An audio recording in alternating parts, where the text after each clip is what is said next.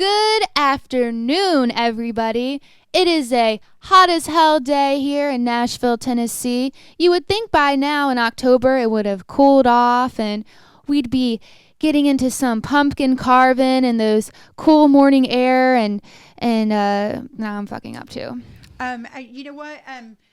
Leave me an opening at like pumpkin carving. Okay. And then I'll come in with my white cheddar bacon. It's still hot. Can I say the devil's asshole thing that made me laugh? Yeah. That was funny. Okay. So, but can you end it on the devil's asshole? Yes. Yeah. Yes. All right. Good afternoon, everybody. It is a hot as hell October day here in Nashville, Tennessee. You would think by now it would be cooling down and we'd start feeling those fall, cool air, nostalgic, spooky shit, pumpkin carving feelings, but instead it still feels like the devil's asshole. We have braved through the heat, though, to get through this episode. So, without further ado, Doctor, give me country music and weed. It's time for the Karla and Karla podcast. Warning, some of the content may be offensive to sensitive listeners. In other words, these girls talk about their hoo-has a lot. Please subscribe, and without further ado, it's Karla and Karla. Karla, tell me about yourself. You know you're kind of destined for white trash greatness when even your daddies start changing your last name, you know. My real dad, he was a one of them 1970s pill popping, beer drinking, skirt chasing road whores, you know.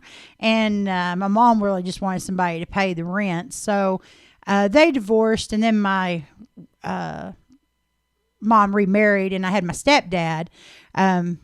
And so he adopted me. So that was name change number one. And then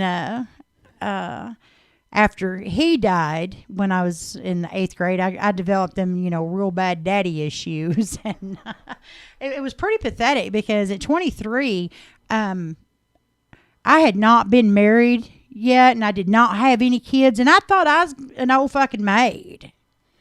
Yeah, I totally get that. I'm in my quarter life crisis phase right now. I turned 25 in 2 months, and every time I get on Facebook, someone that I went to high school with is either pregnant, engaged. Like, people I went to high school with are on their 3rd kids. So I'm over here like 25. Wow. Like, I know how you felt then, because I feel haggard right now. I'm like, everyone is settling down, and am I too old to be like doing this music shit? Totally get how you feel. There for a long time, I was kind of like Hurricane Karla. I've kind of simmered more into a tropical depression now, but when it rains, it pours, babe. Man, my late teens and early 20s. Oh God, I was just I was a terrible human being, and I've actually had to spend the last couple of years apologizing to my folks for some of my stupid shit when in my youth. So what about you? Where'd you start out at? So I am from Mechanicsville, Virginia, which is about 20 minutes outside of Richmond. And I grew up as an only child, so I didn't have siblings to play with. So I just talked to my wall, or since I was alone so much, I just played a lot of music, and that kind of took up my time. I felt like my friend that was with me. And I want to be that for someone else. I want to be that friend for someone the way that those musicians were for me. Went to mortuary school and got a degree in embalming, and then moved here to Nashville. So you stripped your way through mortuary school? Stripped my way through mortuary school to Nashville. That's awesome. It was pretty crazy. That's just fucking amazing. Nobody else would have that story. It's pretty crazy because in one day, I would go to school, embalm someone, then during lunch break, go to my car, write songs in my car on my acoustic guitar. There's a guy named Nate who was in my class, and I remember he was walking across the parking lot and just looked at me like, what the fuck are you doing? And I was like, can I play you a song? And he was like, sure. So we went to go sit under a tree at the lunch area at school. And then something happened, like we had to get back to class, so I didn't get to do it or whatever. But so in one day I would embalm, play music, and then I would drive to the strip club and strip. And so, and one day, dead people, songwriting titties. I was reading an article the other day that over at Vanderbilt, the dead people at the medical school, they're like silent lab partners is what they have to refer to them as. What? Yeah. They have to call them that? Yes, to be respectful of the dead, and thank you for your service and what you're doing to advance science. What And the fuck? It's a dead person. They don't know. It's not like listening to you, like talk to it. You don't think so? I mean, well, not in the body. Now, I think you're right. Yeah, the body's done. well, yeah, it's like, I mean, if there's spirits out there, I feel like I'm gonna donate my body to science probably, and I'm not. When I'm dead and you're chopping me up for school, I'm not gonna be. If you want to be like cussing and laughing, and talking to because they were like that too. Like some people would be like, "Oh, never cuss around a dead person; it's disrespectful." And I'm like, "What the fuck? Like they're not listening. I'm not talking about them. Like you could talk about the person you blew last night, like whatever. Like I'm just a donate. We call them donors, because it's donating. It's not all serious and shit where you have to be watching what you say around my dead body. Like I'm long gone, bitch. Like I'm out of here. Like I just don't need nobody to spend all that money on me. Yeah. It's like I was thinking about it the other day because we got to like take a look at our whole life insurance situation and all that grown up bullshit, right? And man, why do I want to give it all to a funeral home? Mm-hmm. It's like, man, just burn my ass and throw me in the Cumberland, and I'll make my way back to Texas. For real. I mean, it's ain't nobody swimming or fishing in that in that lake anyway, or that river. It's like, I'm not going to pollute it any more than what it already is. So what the fuck? I'm sure there's some crazy people that go out drunk at night and swim in it, and they're probably going to get like some drunk girl's going to get a yeast infection, like getting her cremations up her pussy. Oh shit! Couple of months ago, we went back to Texas for reunions, and we did a comedy tour while we was there too, and we went back my hometown in Glen Rose, and we were there on the Paluxy River, and they have these warning signs now for amoebas. So swim at your own risk and shit like that. So I take a picture of the sign, and then I do a storyteller night at 10 by 9 talking about how, we decided to pass on swimming because I could not only hear my granny calling and saying, "Don't you slip and fall and bust your noggin," but it's like, hey, there's a some kind of like germ that's gonna like swim up your nose and shit and eat your brain. No, that was just too much for me. And then last week I saw an article online where literally a little girl died from a river in that area from one of them amoebas that went up her nose. Dude, that is so... I know, right? Those things are so nasty looking. Yeah, so... I think they said they were in the James River, too, where I'm from. I don't know if that was true or not, but that is so nasty. No, and it's just so disappointing because, I grew up in the rivers and on the lakes. And so, now you got to think twice about if something's going to eat my fucking toes. Oh, my gosh. I used to go, so Richmond has like the James River, and everyone goes swimming there. And I remember when I was a kid, I used to just go nuts in there, live it up, never thought about it. And now I guess since I'm like an adult and paranoid now, I went back there, and they're just like broken beer bottle glass. Like people don't give a fuck about the environment. They just fucking throw glass shards into the river and take a shit in the river or whatever. Now I'm like, I don't even know if I ever want to go swimming in there. And I used to spend my childhood swimming in there. I know it's really sad. But anyway, I didn't mean to get off on an EPA rant or anything like that. No, it's just, I love it. It's just kind of a difference in how we grew up too. Mm-hmm. But anyway, I always wanted to be a DJ. Yeah. That's what I had set out to do. Well, originally I was going to come to Nashville and I was going to be the next big singing star, but then I listened to myself sing Okay. Now, back in 1980 something, this was not an easy feat to record yourself, right? And I went through great pains. I got my stereo and set it up, and then I went and got my little cassette recorder, and I set it up, and you got to hit play at just the right time or you got too much dead air. So it's a pain in the ass to really be able to listen to yourself back then. But I was like 12, 13 or so, and I was trying to make it look like a studio too. I had I played the saxophone in the band, so I had my music stand out there, and I had headphones on my head. They wasn't plugged into anything, but I was wearing the headphones, and I start Don't Fall in Love with a Dreamer, and I hit record, and man, I was just singing to the angels. And I hit play, and it's like, ooh, that's not me. What the fuck? It's like, that's the voice of an angel, like Lucifer. It was terrifying. It's so scary. Honestly, listening back to yourself when you sing, or listening to a voicemail of you, and then, or even a video of you, you watch it or you listen to it the next day, and you're like, oh my gosh, is that what I know? That's what I look like. That's what I sound like. How do I even have friends? I know. I say, how do you people stand to look and listen to me all damn day? What is wrong with you people? Why haven't you told me? I'm like, I listen back and I'm like, yep.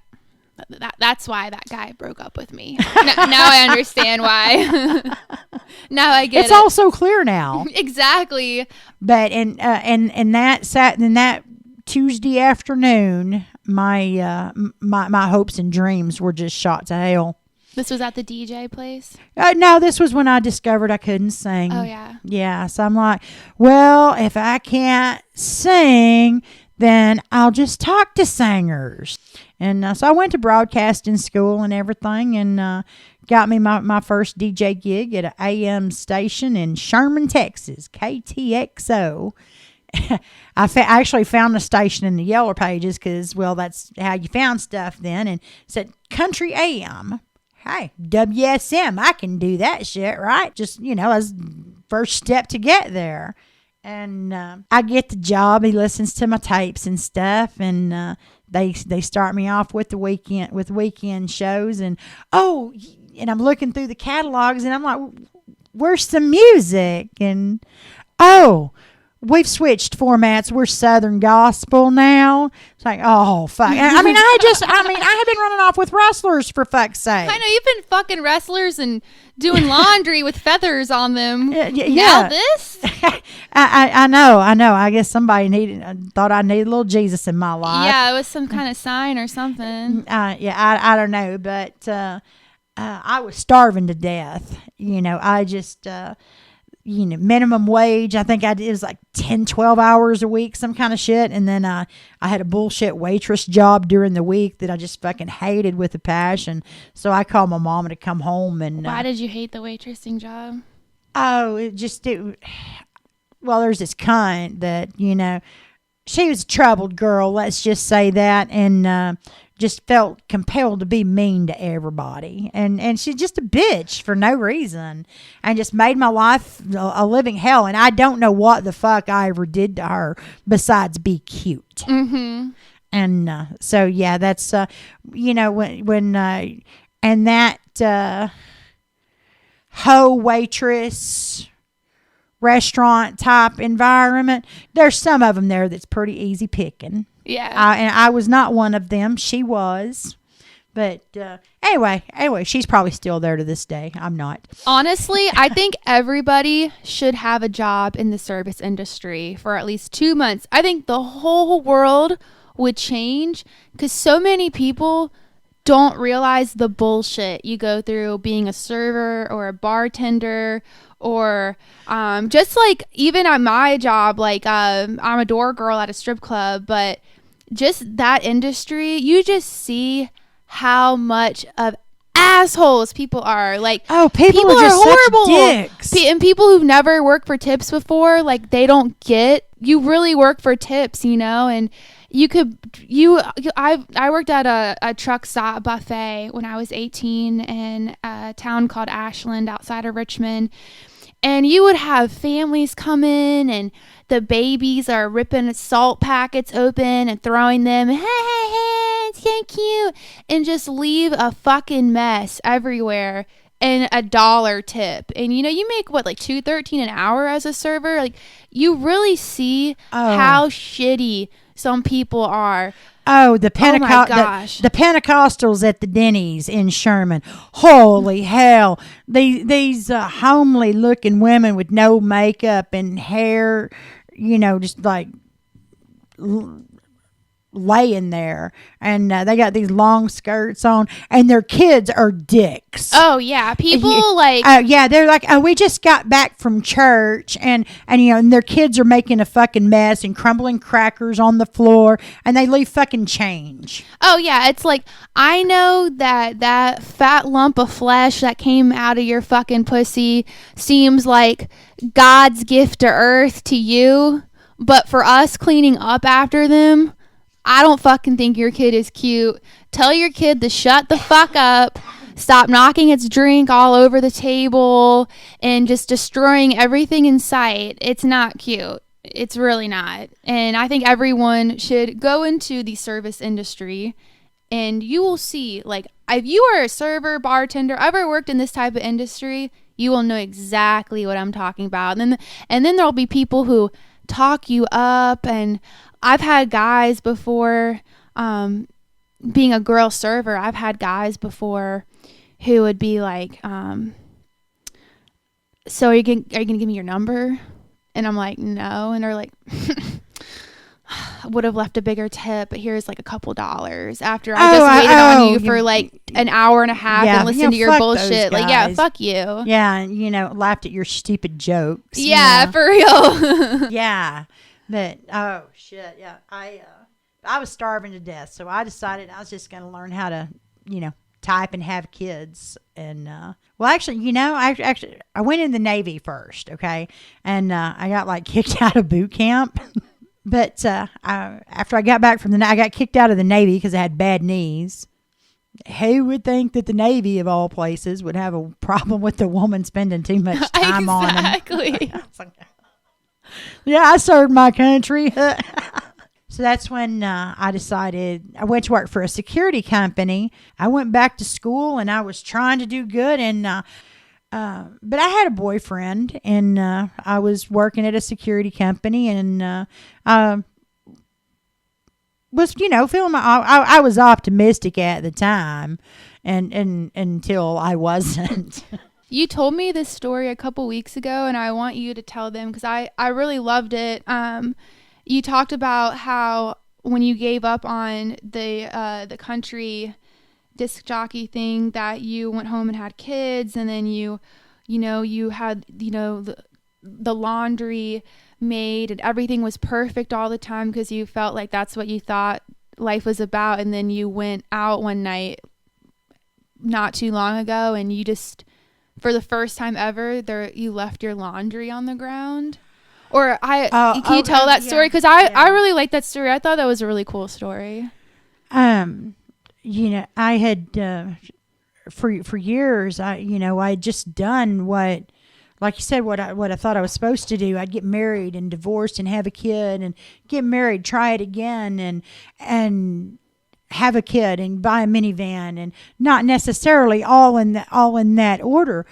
But I was just spinning my wheels in that cycle, right? And I have 3 daughters, and I I'd do anything for them, and I was trying real hard to do shit right, you know, get married and have a kid, and get divorced and get pregnant and have a kid, get a minivan, not necessarily all in that order, but you know what I'm saying. Yeah, exactly. I was trying so fucking hard to live that suburban utopia that was expected. And I was like fucking killed myself trying to keep up with just all the extra bullshit I had cooked and cleaned for 20 fucking years. And I was fucking tired. But I'd started I'd started stand-up comedy in the meantime. At first, it was therapy because they give you a microphone to make fun of your fucking ex, okay? But here I was a couple of years later, and the kids were at their dad's for a couple of weeks, and I was on a tour with Barry Sobel. I was at a hotel in Houston, and I'd went down for a swim. There's nobody else in the pool except me. And this was probably the first time I'd been alone in fucking years, you know? I was literally by myself, and I just kind of laid down on the bed, and I just changed out of my swimsuit and stuff and left a big old pile of laundry on the floor, and I lay down on the bed, and I'm just staring and looking at this laundry, and I should get up and do something with that.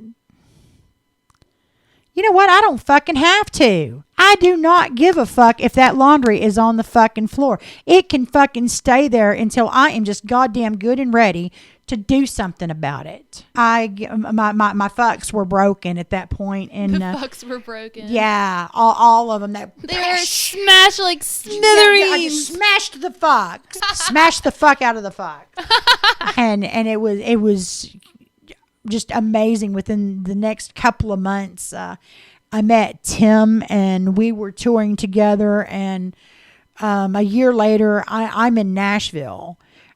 So it was just a huge fucking paradigm shift, and the magical moments that have happened in the meantime are just amazing, and they just validate almost daily that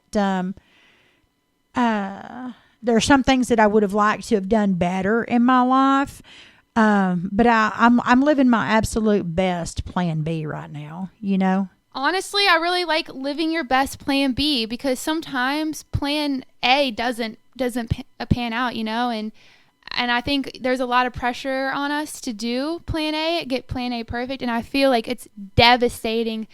What if plan A doesn't work? I'm just going to blow my brains out, you know, like, but what if there is a way to live your best plan B, you know? Yeah. Cause you know, you're going to try and fail at lots of shit, you know, mm-hmm. But I think right now of how fucking terrifying it would have to be for an 18-year-old to drive across the country and load a dorm, decorate their dorm and everything, and know exactly what they're supposed to do with the rest of their fucking life. And they're going to spend about $100,000 fucking dollars because they are so sure.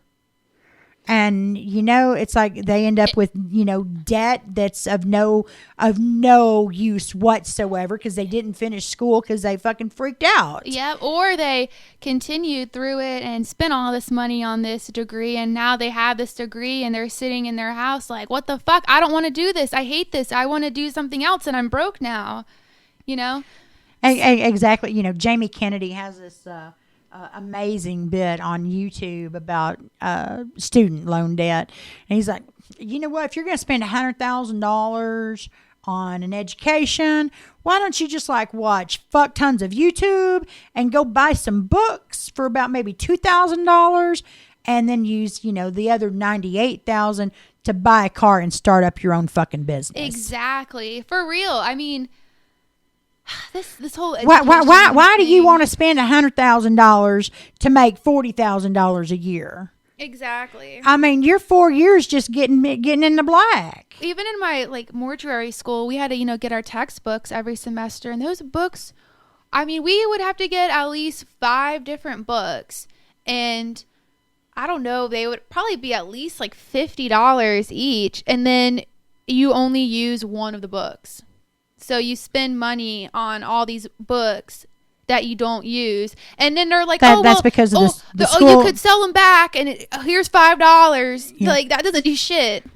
So How do you feel? I feel like this was a first intro, good intro. Yeah. You guys, if you have any recommendations on what you want us to talk about, this is our pilot episode.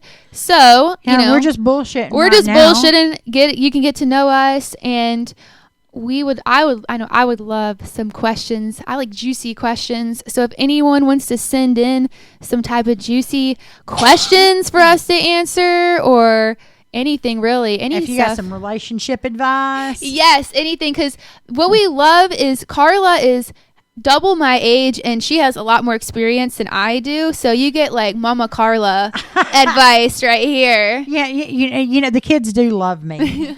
I know. I feel like you're like my redneck mom. Not my kids, but most kids love me. I think it's really inspiring hearing about how because I think people at my age, they talk in the futuristic way. They're like, well, I don't want to give up because I don't want to settle down, but I guess, my parents want me to settle down, and to hear it from someone who has done that, and you did stop doing what you wanted to do, and you did end up doing this other this life that you thought you were supposed to do, and then hearing about it afterwards, and it's awesome. I think it's great to hear. There's like 5 years ago I was sick and almost died, and a lot of times I feel like maybe I did, and right now I'm really just living in an alternate universe. I want to give a shout out to my friend Microphone. He you told me about him. Yeah, he passed away yesterday, but he was always my number one fan and biggest supporter, and a big inspiration to me. And so, yeah, thanks, Microphone. You're making me start crying right now. Oh, no, he wouldn't want you to cry. We'd be busting out in song to I'm wasting away again in Marijuanaville. Isn't this the guy who was the DJ? Yeah, he was. Poodle? No. He was a karaoke DJ back home near Austin, where I lived before we moved to Nashville. And so when I couldn't get stage time, he put me on his karaoke stage to tell stupid jokes. And a big part of the successes I've had was because of his inspiration. And all he ever wanted was to, sing good music and have a good time. And so that's what we're going to do. So cheers, Microphone. Cheers, Microphone. Thank you guys for tuning in to this first episode. And like I said, if you guys want to talk about anything, you want to submit anything for us to talk about, or any questions, just hit us up on, what's your Instagram? Fun Type Mom. Fun Type Mom. And then my Instagram name is just my stupid name. So Carly Driftwood and Fun Type Mom. Yes. Till next week. Okay.